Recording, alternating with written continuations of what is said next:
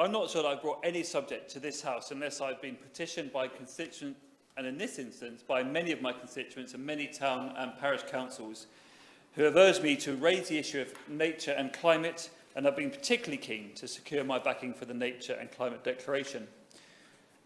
And I could not know for sure what my fellow parliamentarians got up to over the weekend, but I suspect that many of us attended church services in our constituencies to mark the beginning of COP27. I was pleased to join members of the congregation at Madron Church on Saturday afternoon as the church bells were rung out to welcome COP27. The service began with a reading of an old and simple psalm. The heaven are yours, the earth also yours, the world and all that is in it, you have founded them. And it seems to me that this is a helpful reminder that we are simply caretakers and guardians of the planet we are so fortunate to live on. Can I thank you, Mr Gray, for the opportunity to bring this debate to this House at a time when the UN nations are meeting in Egypt for COP27. I'm very pleased to contribute in some small way in the effort to get back on track on the road to net zero following the severe disruption of the COVID pandemic itself, the race to build back after the pandemic, and then the current devastating impact of Russia's evil war against Ukraine and the resulting global crisis in energy and food security. And this debate and the declaration itself supports efforts to deliver on a commitment we in the Paris Agreement ratified in 2016. We committed to, and I quote, to affirm the importance of education, training, public awareness, public participation, public access to information and cooperation at all levels on the matters addressed in this agreement. So can I thank the 0 Hour team who have built up support for the Nature and Climate Declaration over the past month. I particularly want to thank Ron, who's not here today due to traffic and transport difficulties, but also to thank Amy and Oliver, who are here, who have been such a pleasure to work with, and their hard graft prepared the ground for the launch of the Nature and Climate Declaration that took place in this place last week. This is democracy, Mr Gray, at its best. I say this because the Nature and Climate Declaration has been signed by close to 2,000 UK politicians from all parties, including over 1,500 councillors.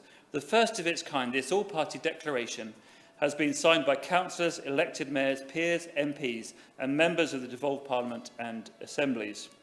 The declaration recognises and supports the UK government efforts on climate change and biodiversity.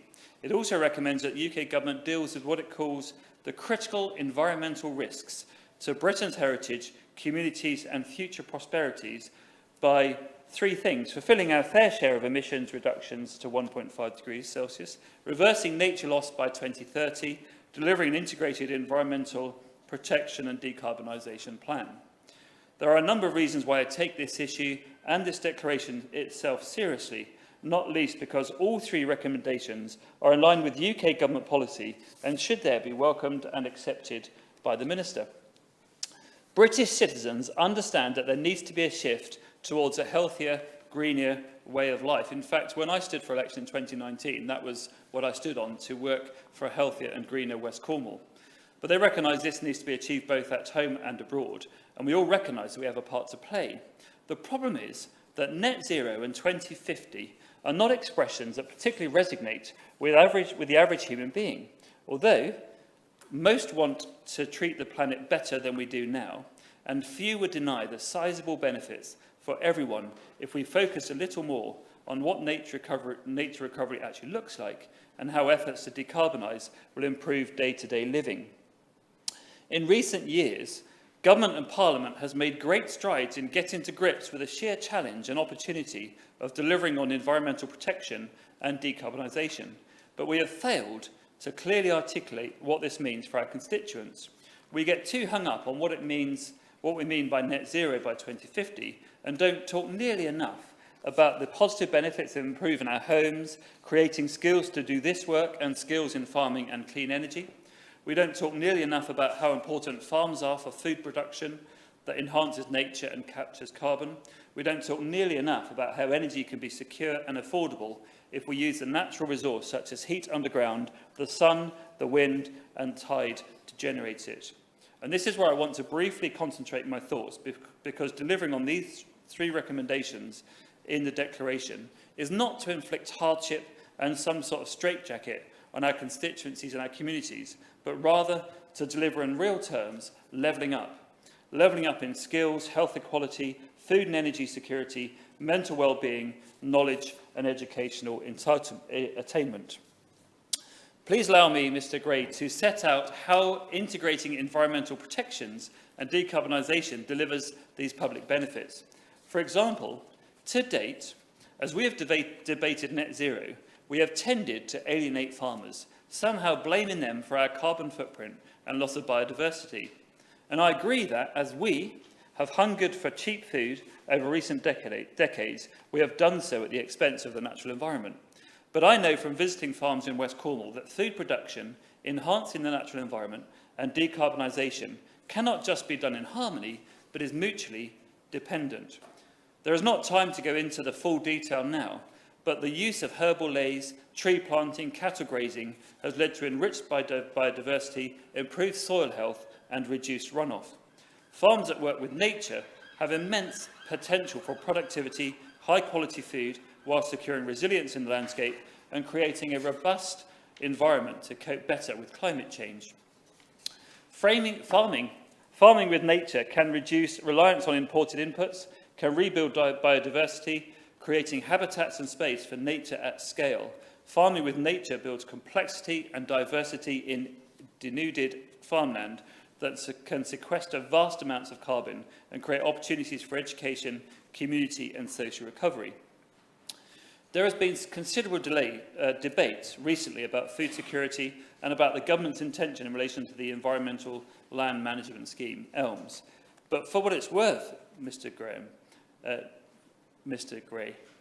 I would fully support the government if it decided to channel far greater share of ELMS towards our farms to support food production, environmental health, environmental protection, decarbonisation and food security. But there are other ways to rapidly increase environmental protection and decarbonisation hand in hand. For example, there is an ambition to ramp up clean energy and clean heating, as we heard from the Prime Minister at PMQs this lunchtime.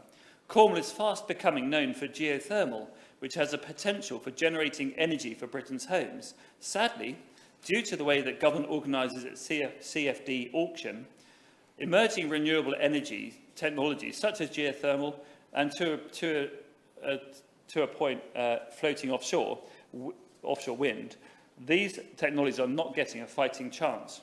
I'm aware that those developing the geothermal potential have submitted written evidence to the government's recent call for evidence, suggesting avenues for supporting geothermal, including a new deep geothermal renewable heat incentive, a ring-fence pot for geothermal in CFD AR5, and significant reform to the current planning process. And I'm hopeful that BEIS will look very carefully at the case being made for these emerging renewable technologies.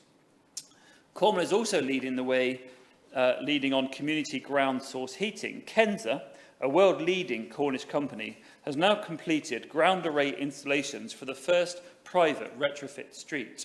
Residents will benefit from low-cost ground source heating with no need for gas or oil to their properties.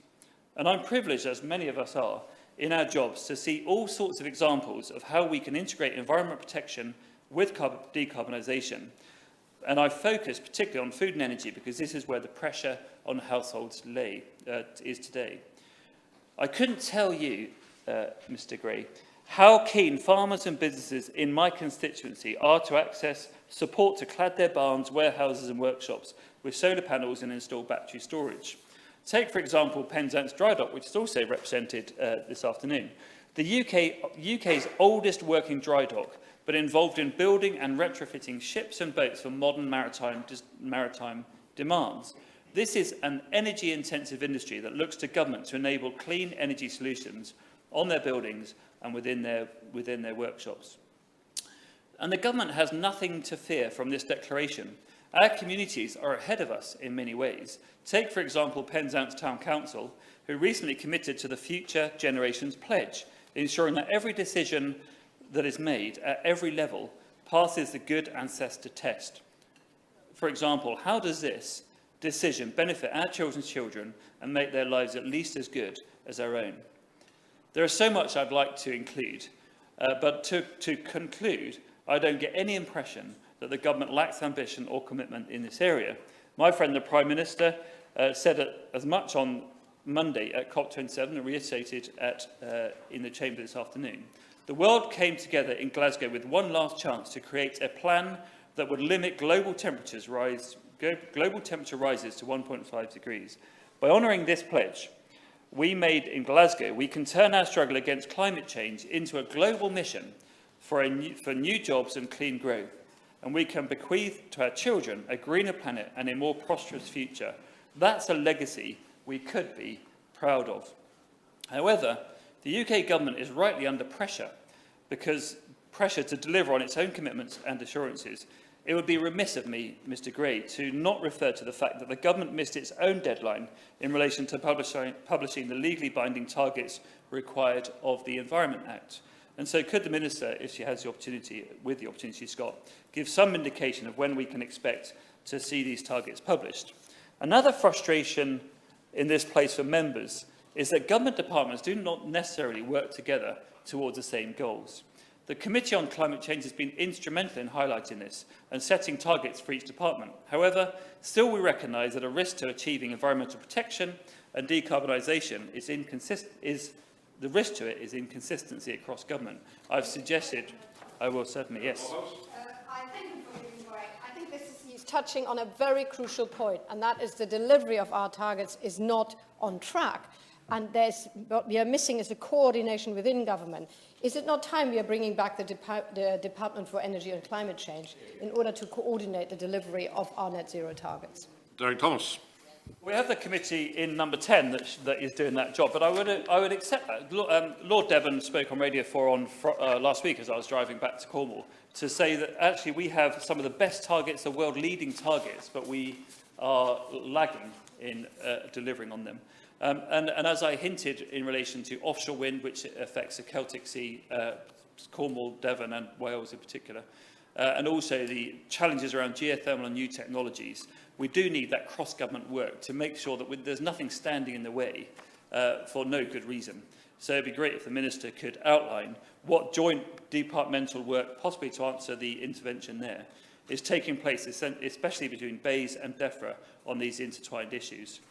And finally, before I conclude properly, Mr Gray, would the Minister meet with me and the team from Zero Hour and other colleagues who are very interested in this place, because there's so much that we can do to support the government and across this House to deliver what we have committed to delivering, but also to, as we pledged in the Paris Agreement, to inform, to improve the way we inform and take the public with us. There's real opportunity to really take the public with us in a way that they can see the positives of what I've hoped to set out this afternoon very briefly.